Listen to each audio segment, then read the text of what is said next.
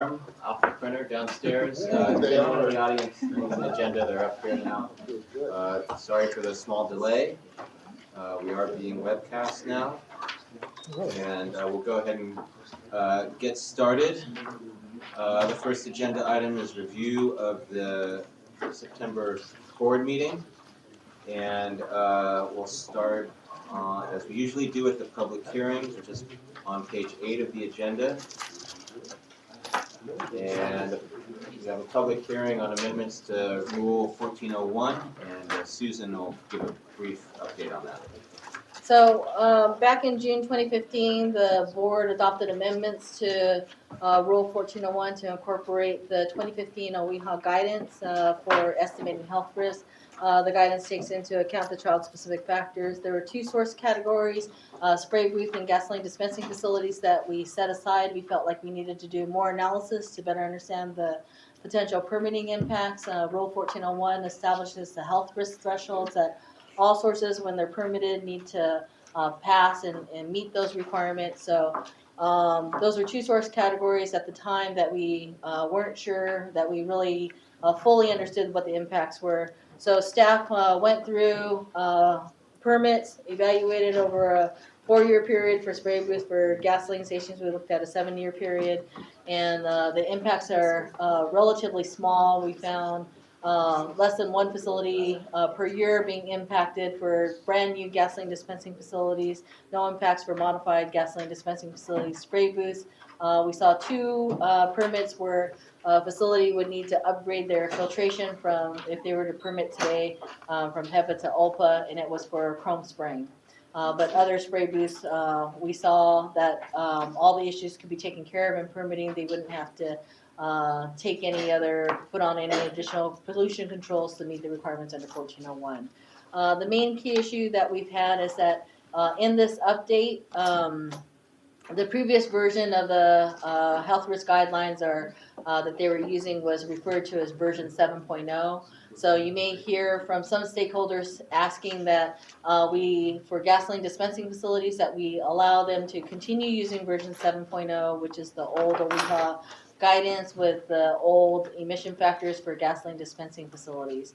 The issue that they're raising is that for gasoline dispensing facilities, that there's one emission factor amongst 5 other emission factors that they have an issue on the refueling, and it's when we brief Stationary Source Committee that CARB's estimate for the emission reductions, when you look at what's called EVR, for the phase 2 vapor recovery, enhanced vapor recovery, and ORVR for the onboard recovery vehicle vapor recovery, that we believe CARB was overestimating the emission reduction. So the Stationary Source Committee asked staff to coordinate with CARB. We did. CARB, we had another working group meeting. CARB presented new information, and they're committed to going back to revisit the refueling emission factor. So we're going to go back to the version 7.0 just on the refueling. We have no disagreement for the other emission factors and for the other aspects of the changes. So we're moving forward with everything except for that one item on the refueling. There's a commitment in the board resolution that we would, as soon as CARB, we would continue to work with CARB, and then 30 days after CARB finalizes, we would come back to Stationary Source Committee, and then as early as practical, we would come back to the board with the changes to the risk guidelines. So That change in the future won't require a rule amendment. It's just a change to the guidelines for 1401. So what you might hear from some stakeholders is that they feel that we should just, for the gasoline dispensing facilities, that we just table all of that in that revision. We feel like we can move forward with all the things that we're in agreement with, which is that one line item being held back. So they're sticking with the old OEHA factor. We're going to use a revised, everything we'll use to 2015. Yeah, there's no issue on the 2015 guidance, so we're going to move forward with that. There's no issue in terms of using the current meteorological data, all of that. There's no issue with 4 out of the 5 categories for gasoline dispensing facilities. So on that one category on the refueling is that one item that we're going to hold back in version 7.0. Because it's not gonna be, it's not gonna be what it has been in the past. It's not gonna be what's currently in the CARB emission factor. It's gonna change. What CARB says maybe by the end of the year, could be longer, but as soon as it changes, we'll come back and adopt that emission factor.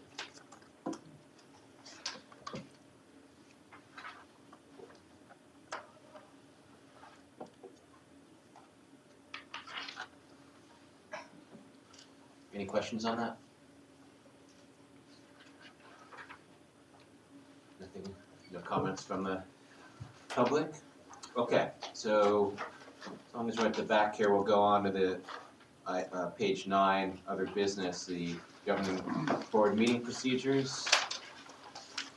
So if you'll remember at the July governing board meeting, the chairman directed that the staff proposal be presented at a public consultation meeting. The staff proposal was to amend certain provisions in the governing board meeting procedures. The amendments grew out of the disruption at a board meeting earlier this year, and so one of the most significant amendments to the meeting procedures was to put in a provision to address handling disruptions. What garnered the most controversy, though, was a provision that proposed reducing the amount of public comment time from 3 minutes to 1.5 minutes. Again, the chairman directed that staff go back and have a public consultation meeting and then bring the item back to the board in September. There was a public consultation meeting held on August 10. There were about 20 people at the public consultation meeting. As a result of that consultation meeting, we're now recommending that the 3-minute time limit for public comment remain as it is. We are recommending, though, that the board procedures be amended with regard to the 3-minute time limit to make it clear that the 3 minutes is a cap and not a floor. We're also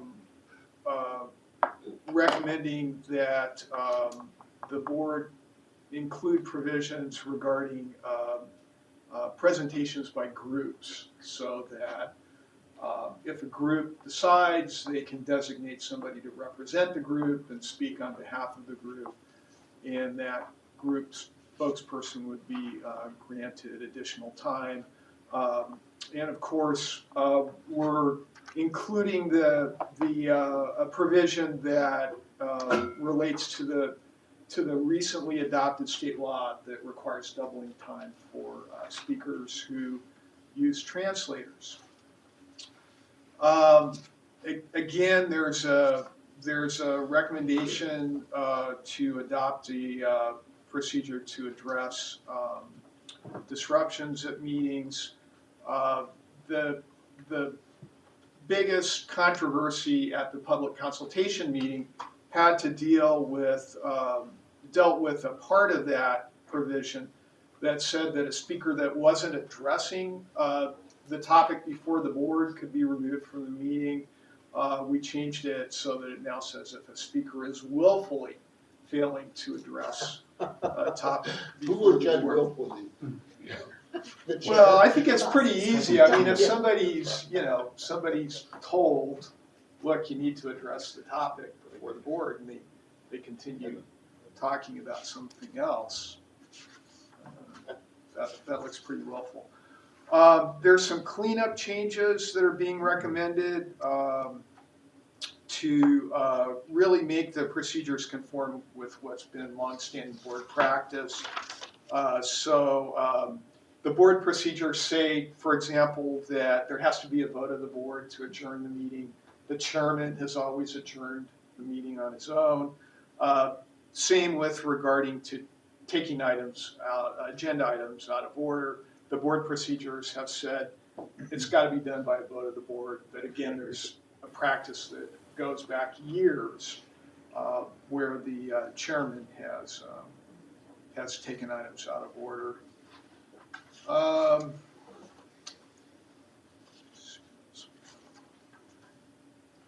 There's some safety-related provisions. There's a new provision regarding approaching the dais. The area between the podium and the dais where the board members sit is restricted, except as to board members and members of the staff. There's a provision to clarify that credentialed press can go into, if you're looking at the board dais, there's a kind of a pit immediately to the left of the dais that's set aside for credentialed press. And then finally a provision that says no congregating in the aisles or walkways, which we're looking into the fire code. That's good. I just have an anecdote. In our first board meeting in the new auditorium, one of the reporters were up there and fell into the pit. Because they jumped, boom. Well, fortunately, it's well carpeted and padded. Yeah, Right? So, beyond embarrassment, I don't think the person was injured Yeah. too much. good. So any questions? I have one. Is this thing about expanding time for a group to make a presentation, where they pick, would that apply for industry folks also who want to make a presentation where they could coalesce and say, we'd like to have X number of minutes to make a presentation? Of course. Yeah, any group. How do you determine what the time is? Because Uh, a lot it's- of meetings, you know, somebody will be, Yeah, it's, well. I'm Bob, I have my time to marry, and no, you can't do that. That So doesn't how do you- sound like a group, but if an established organization, an industry group or an environmental group gets up and says, we'd like to consolidate our time and have a spokesman speak on behalf of the group, and as a result, our 15 members won't be addressing the board, then it's up to the chairman to decide how much time to allocate. And it'll, of course, depend on a number of considerations. And folks can still pull consent items, and we'll get 3 minutes on each consent item. Yes. Okay. We do it a little different. You got 3 minutes on the whole consent calendar, which Right. has been a bone of contention for decades. It's some of our regular attendees. I have a couple questions. Why make any changes to the 3-minute time limit, indicating it's a cap? Is there an issue that's designed to address? No, it's just that the provision I don't think was very well worded, and as a result, if you took a strict reading of the provision, the 3 minutes would have been a floor and not a cap.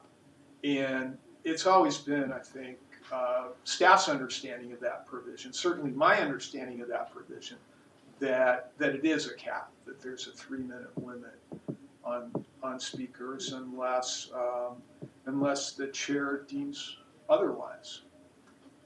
Okay. So Mark, I guess it's by way of clarification. Okay, got it.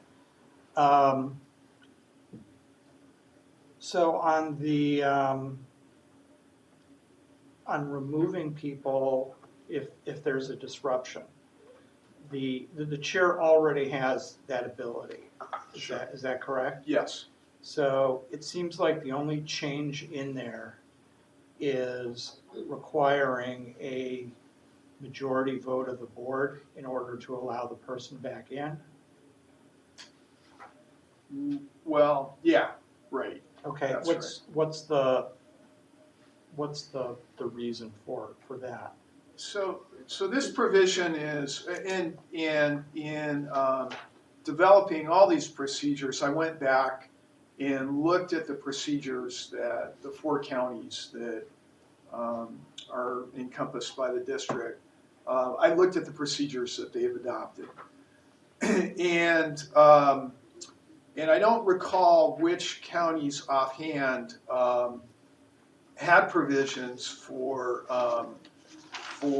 allowing people back into the auditorium once they've been removed. I believe the majority of them did. And you think about it, it makes sense. I mean, if somebody, the board has the chair in fact has inherent authority to remove somebody from a meeting under the Brown Act, you want to provide a way for that person to come back into the room. So, so I base this on, I believe, 2 other county provisions that provided for allowing somebody back in on a majority vote of the board.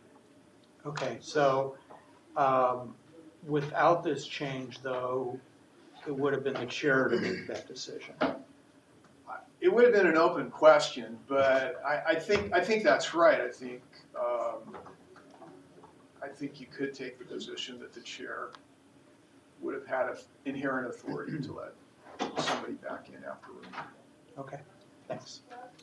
I'm sorry. Oh, go ahead. No. There was one more thing I wanted to mention too, and that's the provision regarding speaker cards has been amended so that speaker cards need to be submitted to the clerk before the board begins considering a particular item. Previously, the provision said that they had to be filed either prior to commencement of consideration of the item or prior to the close of public testimony. And so now it's clear. I mean, there's some ambiguity there, right? When you decide exactly when public testimony is shut off. Now it's clear that the cards need to be submitted before the board starts considering the item. We've had meetings where we've had, that many speaker cards, and the chair has said, let's do 2 minutes each because we know it's going to be a long day. Does the chair still have authority to do that? Or would the board have to vote on that, or? No, that's still the chair's prerogative, and that's always been a provision in the board procedures, and it's still there. And given if we had a replay of June 2nd, what would the drill be if we had a disruption like that again? Exactly the same thing. The chairman, as he did during the June 2nd meeting, would admonish the people that are disrupting the meeting that they need to stop. He would tell them that if they didn't stop, the meeting would be adjourned. And if the meeting couldn't continue without disruption, that they'd be removed from the meeting. So. We've also had some internal discussions about how we can improve our response to the various actions and items that go. So I think we're all better prepared to deal with that in the future. Like we would evacuate our staff and the audience more quickly. We would probably call the sheriff more quickly. And we've got certain people designated to take care of different functions. So we used it as an opportunity to improve, kind of our preparedness and our ability to respond should we have something like that happen again.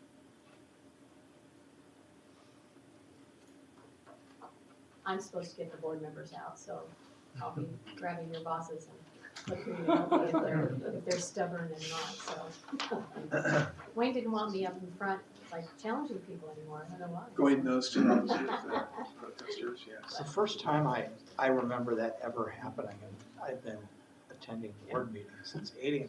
Ron before that. Do you ever remember the board having to shut down a board? No, this is the only time. Yeah. in my Hopefully memory. it's a one-time thing. And I've been to 4 million city councils and board of supervisors meetings, and never anything close to that. Come to LA. Just kidding. Okay, any more questions? Other than our one guy who keeps hoping to get arrested again for going over his 3 minutes. He will tell you he was arrested in 1995. Dude, it was 20 years ago, get over it. Okay, Okay. great, thanks. Any comment from the public on that? Bill? I just wanted to make an observation. Can you come up, Bill, because we are webcasting and recording, so it might be harder to hear you. Hi, I'm Bill Lamar, Executive Director of California Small Business Alliance. I just wanted to make an observation. Like you, I hope we never see a repeat of June 2nd. But I had a speaker card in for the preceding item, the budget and work program. And that was lost forever in the disruption. And it may be worth your while, as long as you're putting all the nails down, to make some disposition of what happens in the event you get a repeat of this, to speaker cards that have been submitted for other items on the agenda. How will they be handled?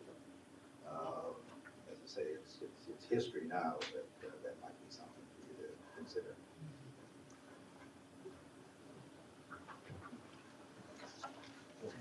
David?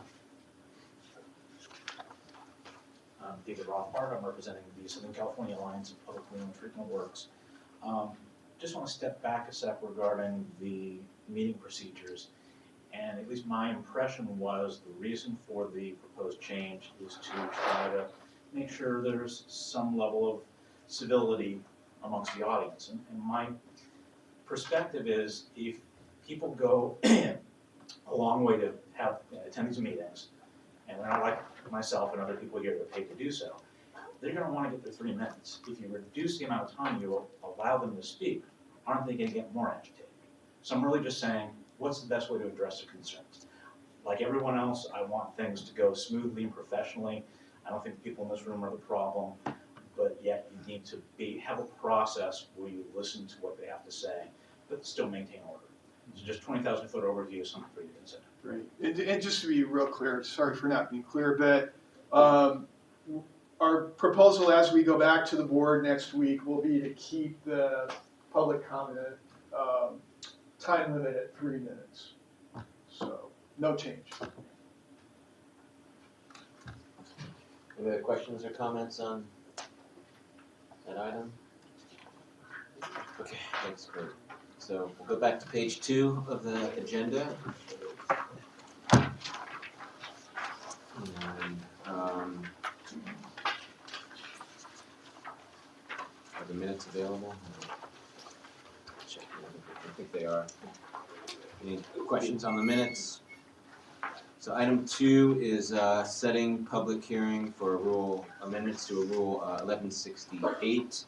We are on track, we believe. These rule amendments have been in development since 2013. It was actually last amended 17 years ago, so there's a lot of clarification and cleanup that needs to be done. But as we worked on starting 5 years ago, there are emission reductions that can be achieved. We have a 1 ton per day commitment in the SIP. As proposed right now, I think we have a 1.4 ton per day reduction, largely coming from tightening some VOC limits on mostly products that already exist out there in the market today. Not all manufacturers have those products, but many do. There's a couple that may take a little bit of development, but we will provide time and tech assessments for those. But there's still a few issues in a rule like this that affects a lot of different manufacturers and some end users. Even though we've made a lot of changes in response to comments, there's still a handful of concerns. So I won't go into details now, but we will be coming back to stationary. Well, not coming back, it's going to be the only hearing by stationary in September, and then to the board in October. And any questions from the group on this? So Rita, I know Rita had a comment, so I'll let her chime in. Yes, good morning, Rita Liu, Director of Environmental Affairs for RadTech International. And it's my understanding that staff has not been able to identify any of our facilities that are here in the South Coast as far as adhesives. Most of the industry that I'm aware of is in medical adhesives, and they do have an exemption in the rule, so we don't think there'll be a huge impact there. And a lot of the other adhesives, that, like, I don't know if you've seen the 3-second glue or 5-second glue, it's a UV LED infomercial on TV, and that's considered a consumer product, so it'd be regulated by the state, not by the district. But we do have some concerns, the test method being one of them, and some of you may have heard me mention this issue many times in the past, as different rules impact us and our industry. Our industry happens to be in over 60 different markets, so essentially almost every 1100 rule covers our members. And the test method, I'm encouraged by staff that they will be taking a look at it, and it sounds like they're hearing our concerns. I want to back up a little bit and acknowledge Mike Krause and the members of the 1168 staff. They really have done a good job of getting the word out, of sending reminder emails for the workshops and keeping us posted on the materials that are coming out. But we do have that concern about the test method. I haven't seen the language yet. And we're hoping we can work through that. But right now, there's a multiple test method section in the rule that essentially states whenever there's more than one method out there, the district gets to decide which one is used. And with variability in different test methods, that's a very big concern for us because it involves potential enforcement action by the district against these companies.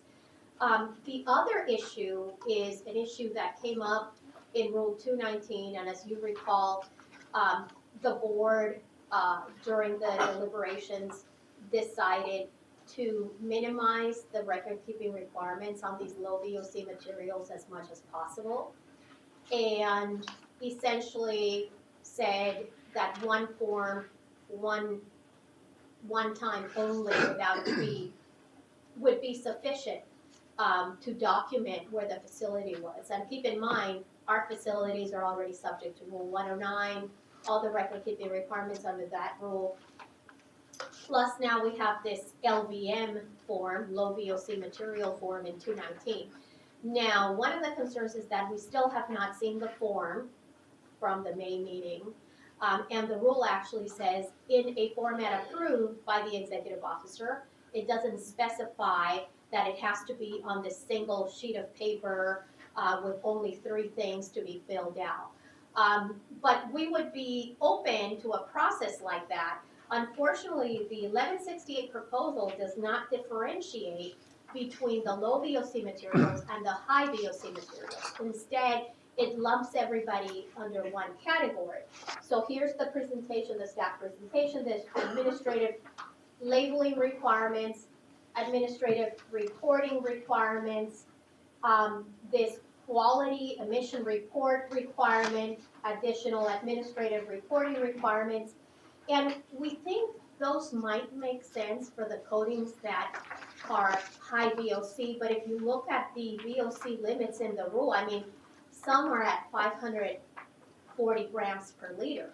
We are at less than 50. So we are proposing to staff, we've submitted several comment letters, that for the materials that are less than 50 grams per liter, to eliminate these reporting requirements and streamline it. I mean, if they absolutely need to know where these facilities are at, which now they do, especially after the 219 adoption, which required the form, they should not be subjected to the same level of scrutiny as the high VOC materials.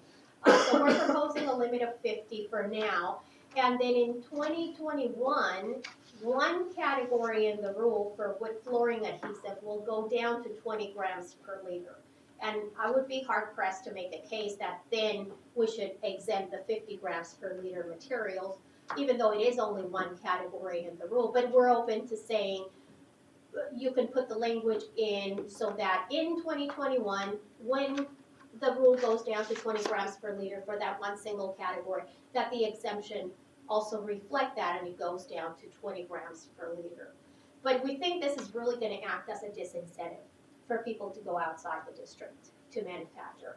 And like staff informed us that they haven't been able to find any facilities because we are in the industry scheme of things, we're the new kids on the block. So, and most of our facilities are located outside the district.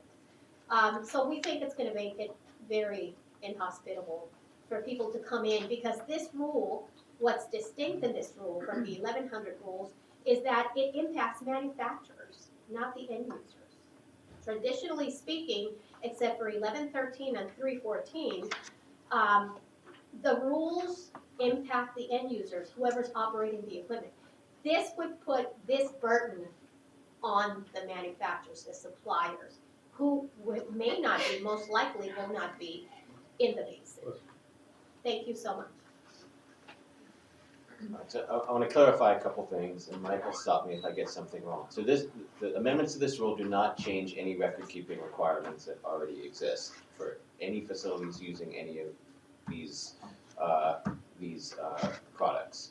The one thing it does do is require reporting of sales, just like we do in Rule 314 for coatings. And that program has allowed us to get a much better handle on the inventory of how much is being sold in the basin.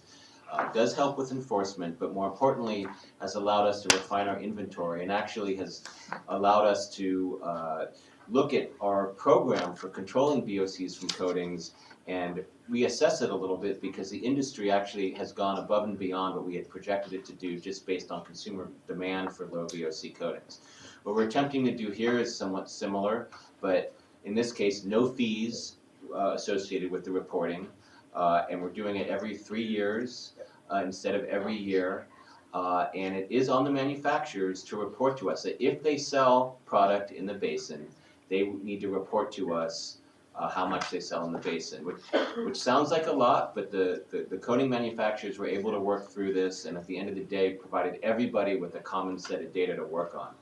One of the issues with this category is in the AQMP we had about 4 tons per day attributed of VOCs to this category, but then some data that came out a couple of years ago suggested that it may be much higher. It may be 9-10 tons a day in actuality. We don't know the right answer, and this is one way we can get at that right answer and get a handle on which products are making up the bulk of that those emissions, and see if there's opportunities to focus our efforts in the future rather than broader rules like this. So it does allow us to be more efficient in our rulemaking by getting this reporting. I don't see how that discourages any end user from using these products.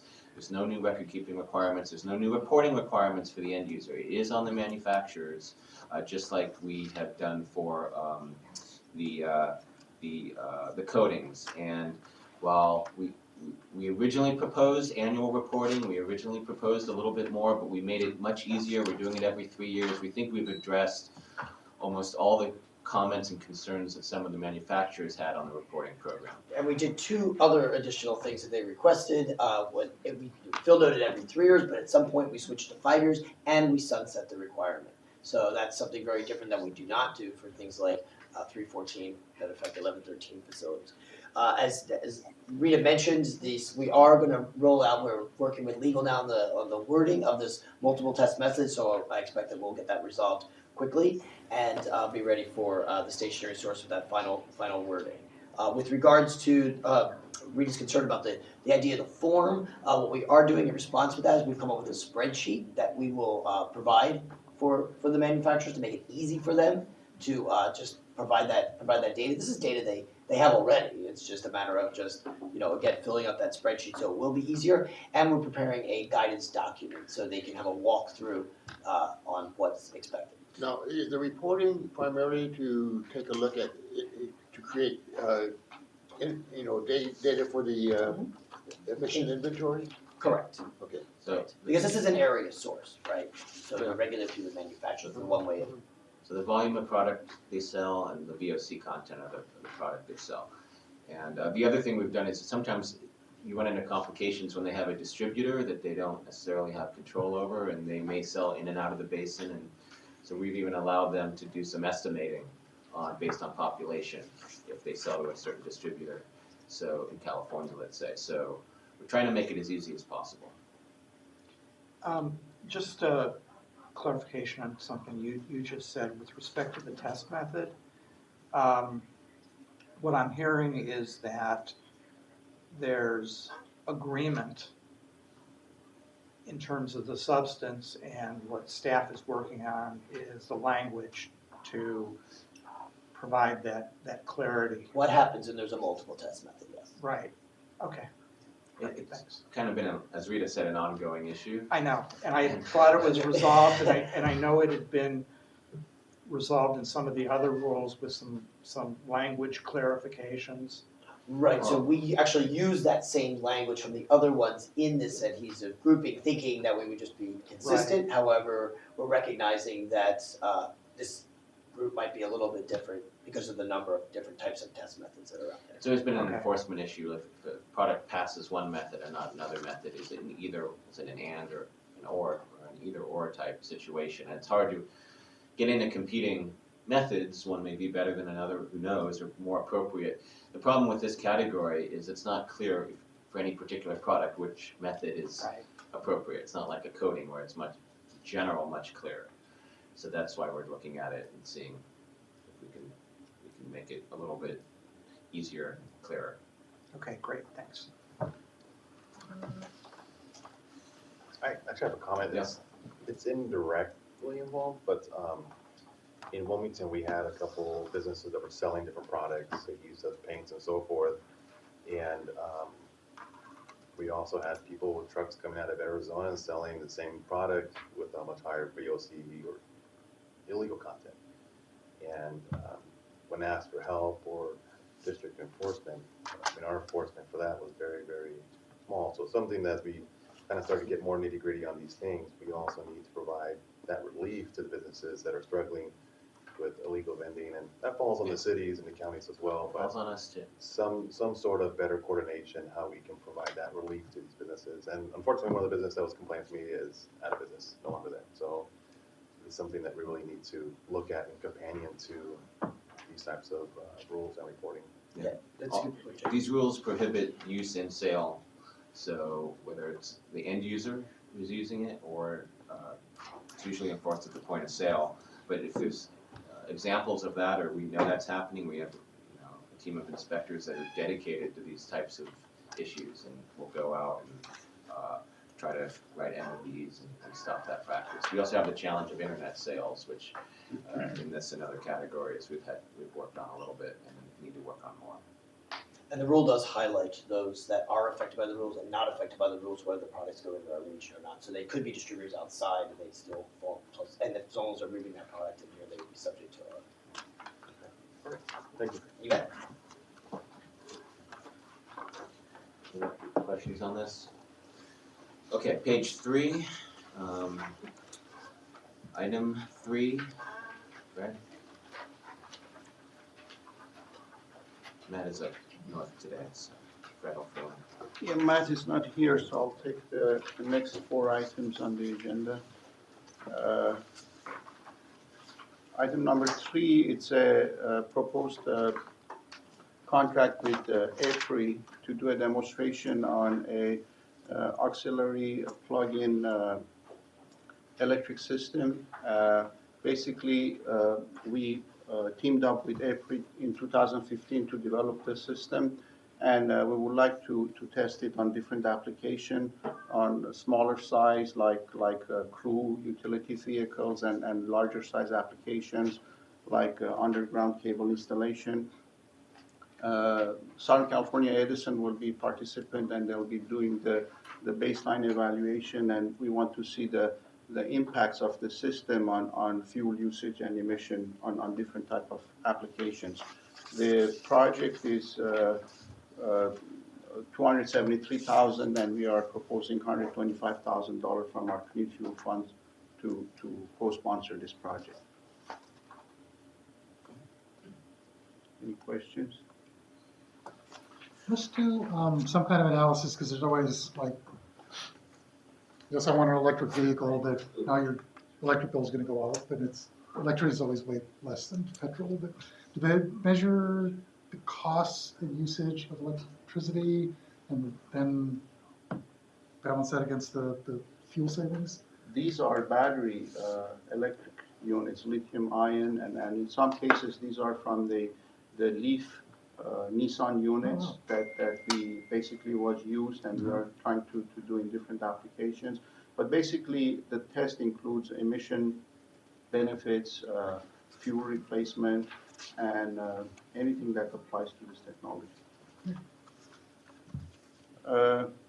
The next item is actually for a stationary source project, is to demonstrate a technology with a new, basically, porous ceramic tile matrix burner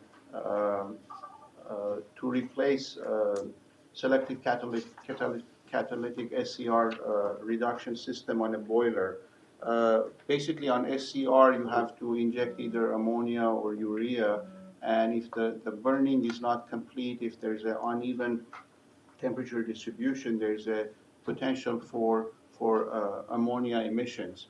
And this system does not require any injection. Basically, it uniforms the heat and combustion temperature within the burner combustion unit, and we are aiming at a 3 ppm NOx emission to validate that from the system.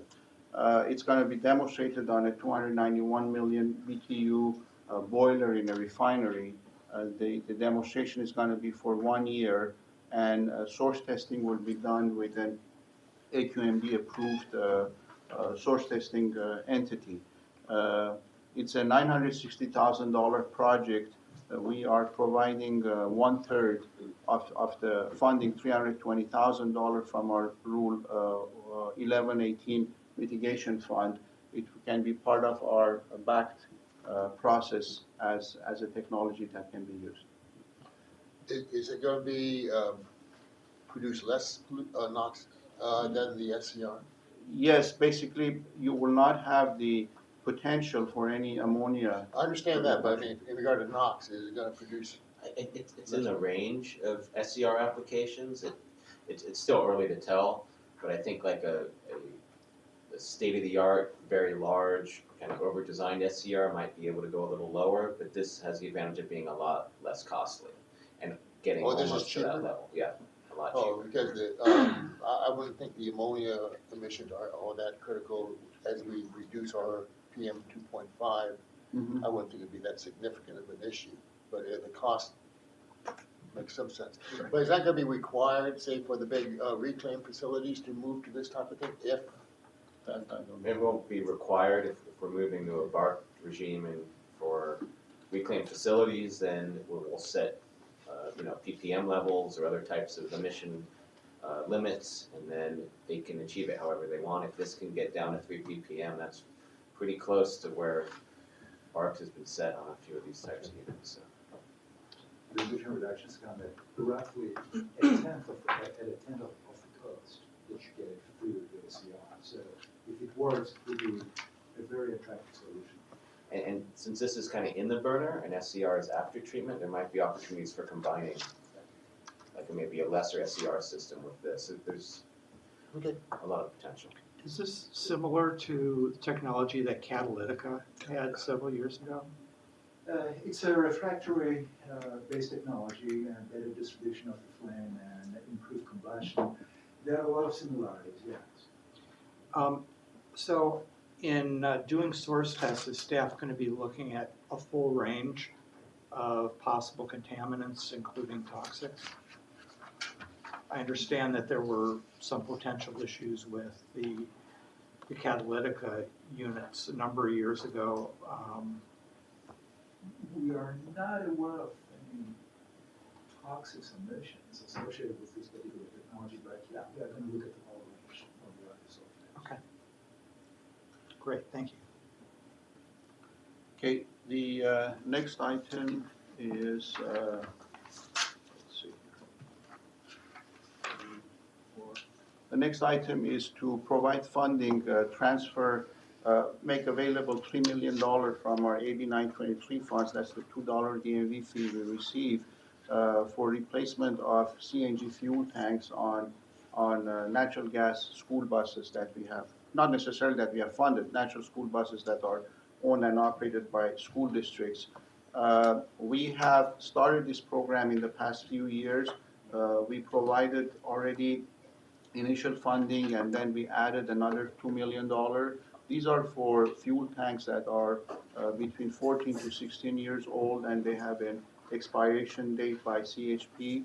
So we provide up to $20,000 on a first-come, first-served basis for natural gas school buses that are owned by public school districts and joint power authorities to apply and get their fuel tanks replaced, because this basically prolongs the life of the natural gas school buses that have been performing quite well during the past few years. Any questions on this one? Is 20 grand the full cost to replace the Yes, tanks on one yes, bus? yes. It's around like 19,000 something, so we provide the entire cost. So far, I've done my calculations here. So we've taken care of about 450 school buses so far in this. Yes, yes. We have funded around, up to date, ourselves, we have funded about 1,600 school buses, and they were maybe a couple of hundred before without our funding. But we have done it throughout the years since year 2000, and as every year goes by, a new batch of school buses hit their expiration date, so we want to have continuous funding available for that. And after the initial replacement, is it going to be up to the school districts to go back and on the second round of replacement that they will do it, or are we going to be stuck with continually? We haven't reached that point yet. This is the first 14 years, so that's another 10 years from now. Okay. I don't know. I won't be here. No, but the buses, on a serious note, the buses have also their finite life based on their engine safety and, technology. So a diesel bus, even a good diesel bus, is good for 25 years or so. So with this one, we are prolonging the life to 25, 26 years. At that time, there may be other technologies. Any other questions? Okay, the next item with our office is regarding the EFMP. This item we are asking for, the program has been a pilot program between us and San Joaquin together with ARB. It's been quite successful, and as the applications are coming in and our website is up and running, we are asking for $500,000 to distribute between our two case managers, Opus and FCCC, both to increase their case managers and also their outreach activities, and also portable emission testing that we are doing to identify high emitters, to let them know that they do qualify for funding to continue the program. This is part of the funding that we receive from ARB, and has 15% admin funds. So those are the funds we are using for implementation of this program. Thank you.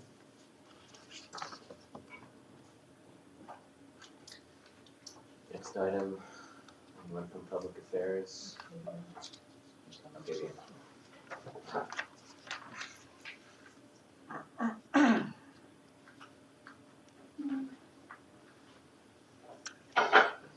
Okay, the next item, good morning, everyone. The next item is the issuance of an RFP for legislative representation in Sacramento.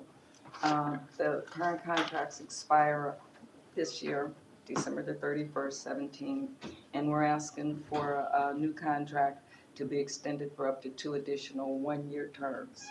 Contracts not to extend $350,000.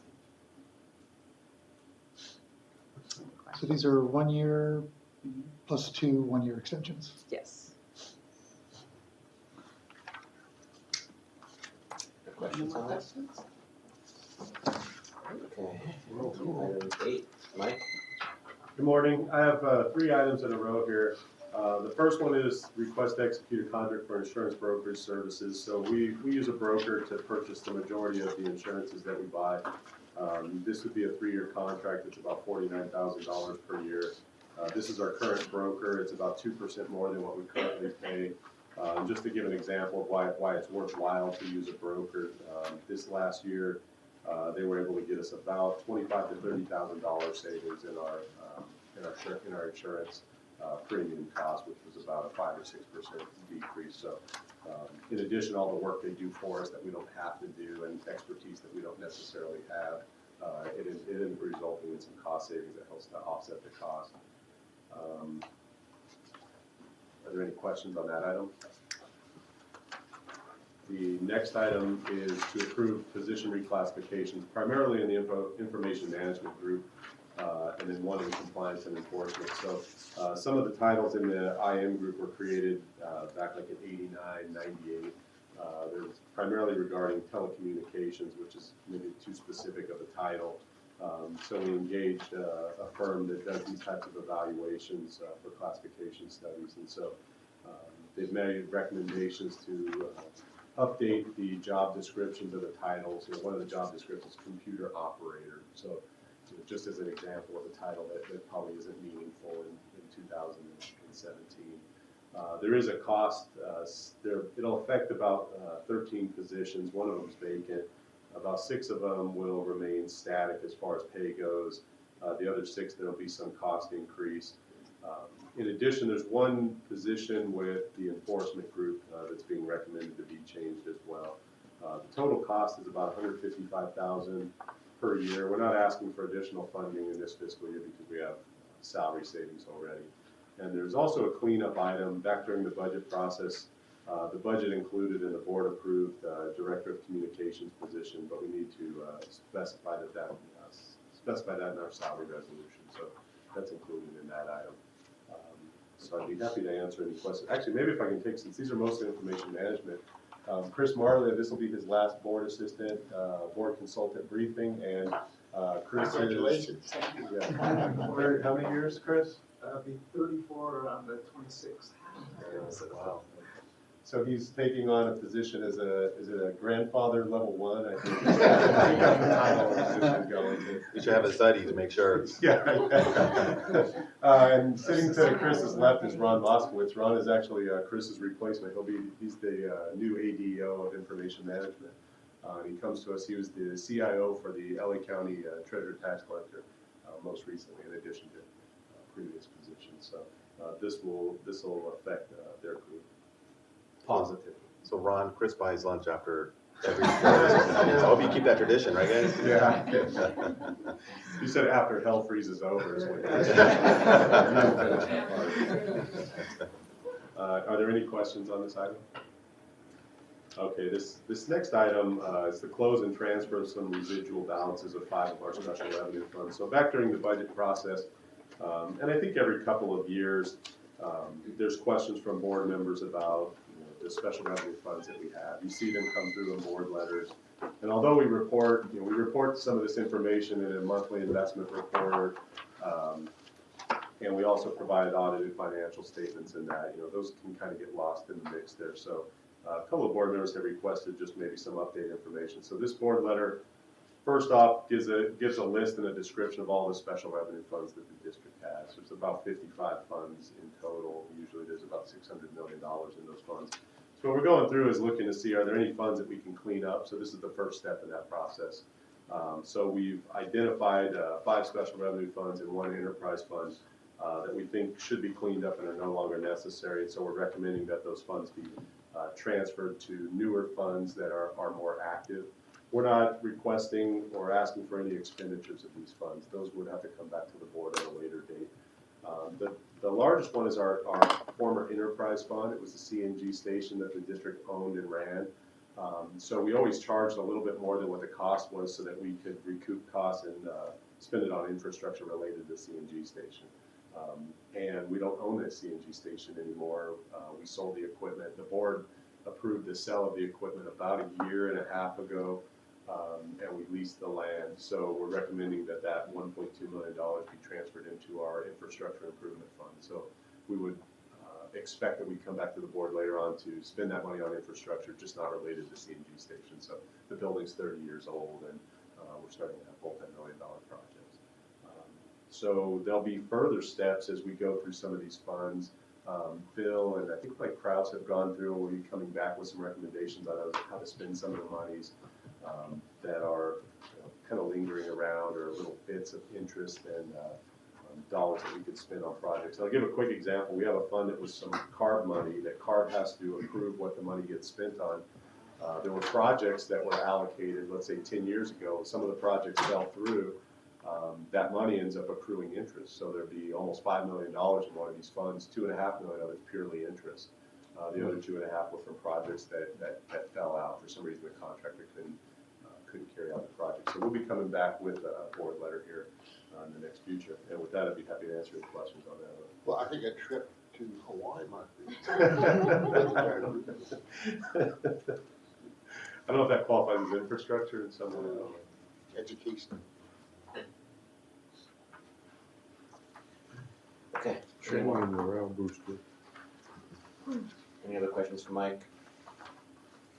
All right, so Fred, can you handle the MSRC? The MSRC board convened last Thursday and approved their agenda. They approved the recommendation for to renew the contract with the new contractor. One item I would like to mention is that they approved funding to basically, in order to meet the objectives are AQMD, the 2766 money that are received by local cities to do projects. So the board approved that if the projects are done in a way that meets the AQMD goals, then they can also seek match funding from MSRC to do more projects of the same type. That was one of the main items that was approved. Any questions on that? Okay, moving on to page 6. These are all receive and file reports. Any questions on items 12 through 17? Yes, I just wanted to briefly mention, I was told this morning that on 13, which is our annual report on all of our regulatory activities summaries, they're working on fixing the link. It was sent out, I guess, yesterday, and right now you can get the board letter, but the link to the report was not working, so that was in progress. It might be fixed by now, but if you happen to have a problem with that, it's something that we're working on. Any questions on page 6? I made it without a roll question. Skip over rule 17 without any questions, so Sure. buy yourself a beer. Item 17, rule and control measure forecast. Any questions? Nope. Well, buy me a beer. Okay, page 7, items 18 and 19. One observation.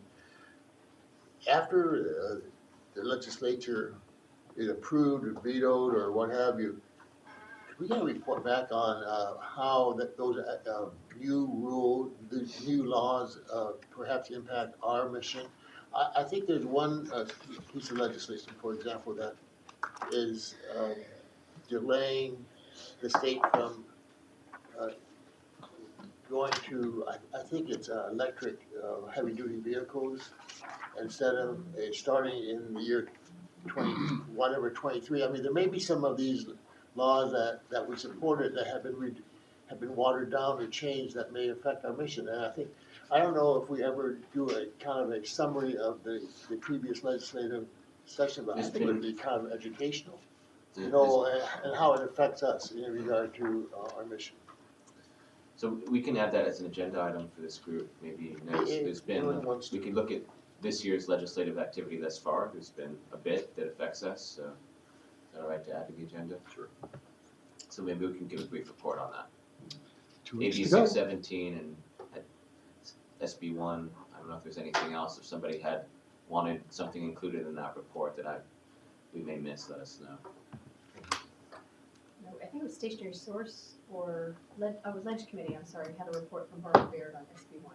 Yeah. Recently. Because, I mean, We can The summarize governor that. has until when to sign? I mean, October 15th, October 15th? and so maybe session ends September by 15th, December or I something, think.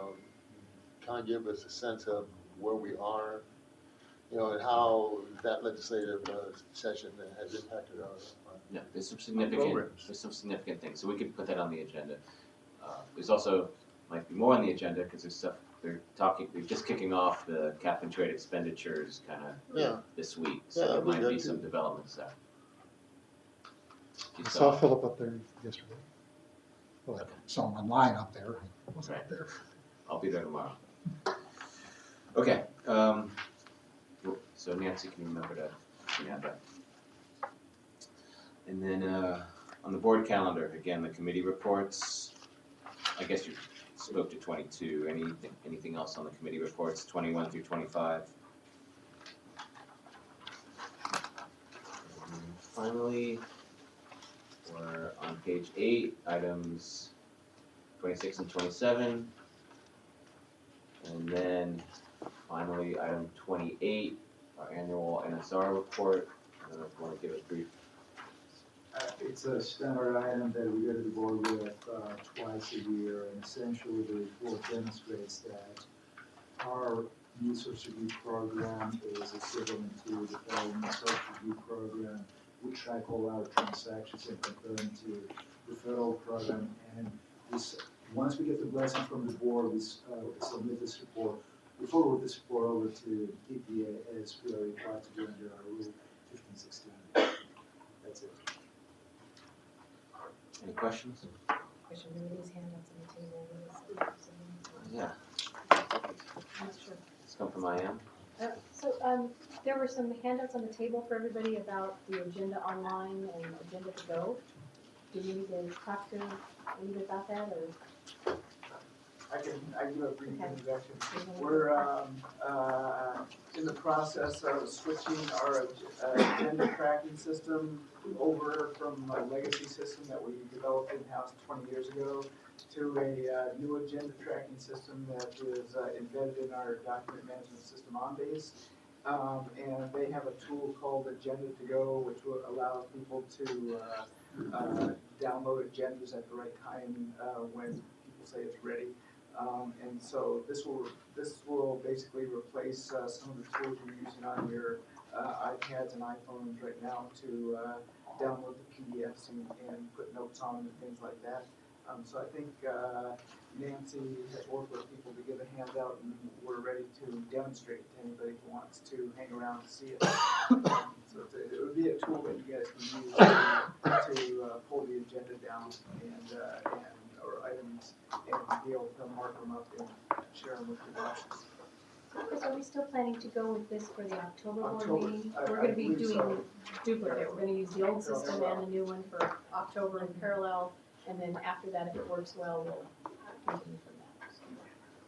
So Scott, who is one of my staff, has been working on getting this new system implemented.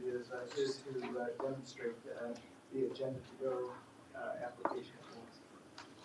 Is that, Hi. is that What the we want to do is, for those of you who have iPads, we're going to go in and walk you through downloading the app. And I've got Howard Lee here. We're going to display it on the screen and show you how to use it. It's a very simple app to use. It's very intuitive, but just to help people out getting used to the app. And we'll be distributing, also trying to make arrangements for training for the individual board members at their convenience, show them how to use it, or if they wish to, you can show them that you figured it out just fine, whatever works for you guys. Howard Lee is going to do actual demonstration for you guys. Before we do that, because some of us are gonna leave, I think. I wanna, So maybe we should wrap up the meeting. And this we do after. Yeah, we can do this Let's afterwards. get through the rest of the agenda, then we can talk. So, any other business? I think we covered all the agenda well, items. I have one comment. I know that this smog season is as bad, if not worse, than last year's smog season. And I think it would be instructional not only to this group, but maybe the board for there be a recap on the smog season and, what was the reason why, because there definitely was an increase in Yeah. unhealthy air. And this is the second year in a row. So I think it would be helpful if there was a presentation on, you know, the meteorological impact, other things that may be occurring, because it seems like we've taken a little step backward in regard to air quality. So we generally will do that at the end of smog season, not every year, but for Mobile Source Committee. But if this group wants to hear. It may be, it seems to me that the public would like to hear it too. I mean, it's a you know, public when we do it in that committee, it's, you know, it just seems, it's up to you guys, I mean, but it certainly would be interesting. I'm perfectly happy to present it to this group, but we'll probably also go to Mobile Source at some point. If the Mobile Source wants the full board to hear it, they can recommend that. Yeah, I'd like to go back to one particular item that was part of agenda item 11, and I'm referring to the local government partnership program of the MSRC, which is a new approach to getting more money to local governments, and I think that would be particularly interesting of interest to the consultants here. And I'm wondering, Fred, if you can, I mean, I heard this description in the MSRC meeting, but perhaps you could elaborate a little bit for the members of the consultants here today, exactly how that will work. Well, MSRC board just approved funding that the type of projects that cities will be doing, then they can apply to MSRC for one-on-one match funds. And it can be, for example, electric infrastructure projects, anything that has to do with emission reductions and zero, near zero, very similar type of projects that we are doing for our incentive funding programs. And MSRC then decides whether to match those funds on a one-on-one basis. My understanding is it's going to be on a first-come, first-served basis as cities apply for the funding, and then the board will approve to match those funds. Thank you. Maybe we can get our darn EV charging stations. Give you a headache for a year and a half. Yeah, I just had one item I wanted to comment on, and that's the leaving of Chris. And the leaving of the retirement of Chris. Oh, okay. Just don't say the passing of it. I didn't say that. But I've known Chris for a long time. We carpooled a number of years ago. And he's been here much of the time when the district made this big transition from having, well, he was a little bit after that, the mainframe that they had in El Monte, which then got converted into to the joy of all of us, a small cafeteria or sandwich shop, and then on through people having their own individual computers. Everything was just centralized at one point. So everything that we have now, all the systems here at the district, on through, you know, these things that we get. You know, Chris has been a part of that. I apologize. You know, I think you should save that one for the chairman. So. And so, you know, he's really taken us forward quite a bit. You know, I remember some of the early days, and to get the air quality data that you wanted right away, you couldn't access it. And I got some of the staff people gave me the phone number and a password to get air quality data via modem. And I would go into the mainframe, and you know, there was no website, no nothing. So just the amount of progress that we've made in terms of getting information out to the public, and things like having air quality data available to folks, and all the programming that has been done towards that area has really, I think, had a big impact on health. If you know when the air is bad, you can deal with it. Anyway, so I just wanted to comment about that because it's kind of an end of an era.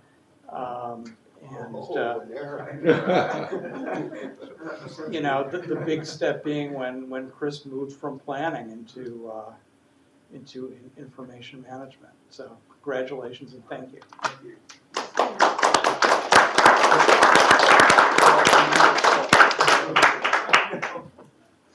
Any other business? Any public comment on Chris's retirement? You should retire his AS400 with it. Okay, there's no more public comment, we'll adjourn the meeting, and I guess we're sticking around for a training session.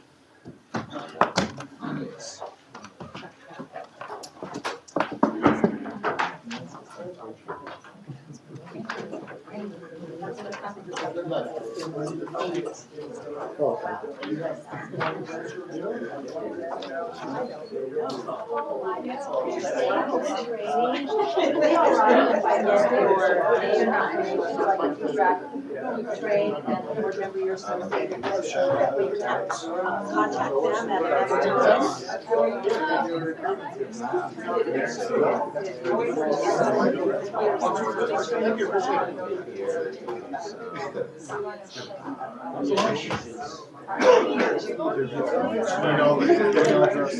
There's a lot of this going on there. we just would like to send you a note and say, hey, how you doing?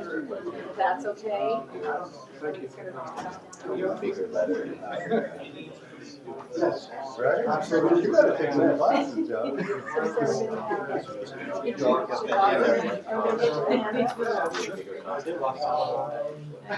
You have the iPad, the index? Yeah. Very small. Yeah, exactly.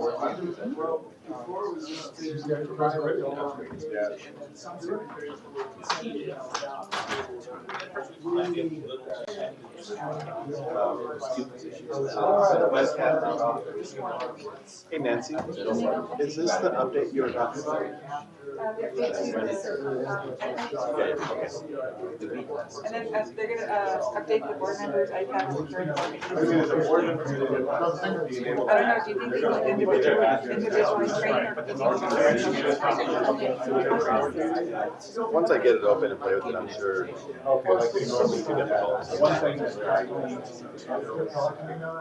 I just can't download it. See if I can download it. Numbers and changes start to get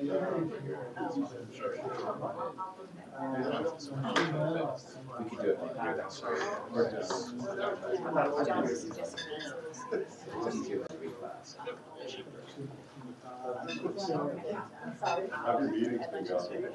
Seems like my iPad's fighting back. It doesn't want the change, Mark. What's that? My iPad's fighting back. It doesn't want the change. There's a lot of IT stuff, all over, so the goal is really to around it, try to centralize. You know, what's going on, provide that's okay. Oh, of course, no. Yeah, we're attention. It's working fine. Hey, good. Having been there. You guys go right after. Okay, we'll wait. Yeah, okay.